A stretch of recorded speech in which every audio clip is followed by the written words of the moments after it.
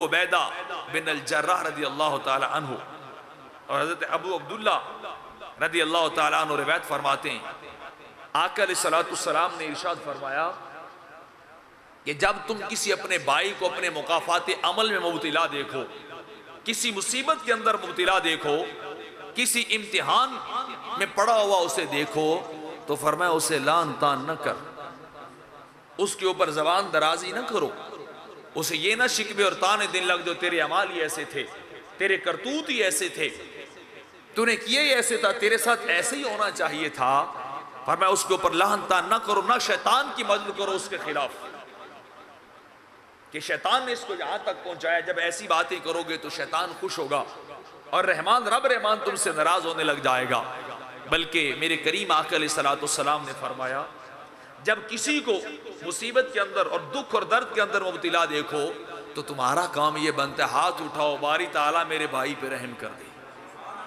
तुम्हें दुआ करनी चाहिए, उसके हक में इल्तिजा करनी चाहिए अल्लाह रब्बुल इज्जत की बारगाह में। हो सकता है उसका कोई अमल ऐसा, उसकी दुआ कबूल ना हो रही हो, उसकी इल्तिजा उस गुनाह की वजह से या किसी और सबब की वजह से दुआ कबूल ना हो रही हो, लेकिन जब तू हाथ उठाएगा और अल्लाह रब्बुल इज्जत के दरबार में इल्तिजा करेगा, हो सकता है तेरी दुआ रब उसके हक में कबूल कर ले और उसका फायदा हो जाए। तो फरमाया मोमिन का तरीक़ेकार तो ये होना चाहिए, उसका बिहेवियर इस अंदाज का, अमल इस अंदाज में होना चाहिए,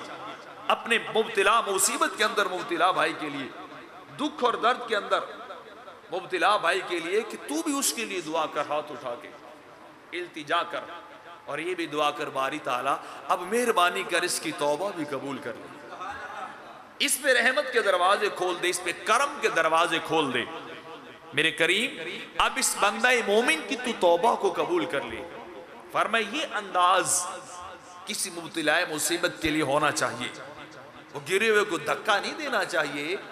मतलब ये कि गिरे हुए का दामन, उसका हाथ थामना चाहिए, उसकी मदद करनी चाहिए।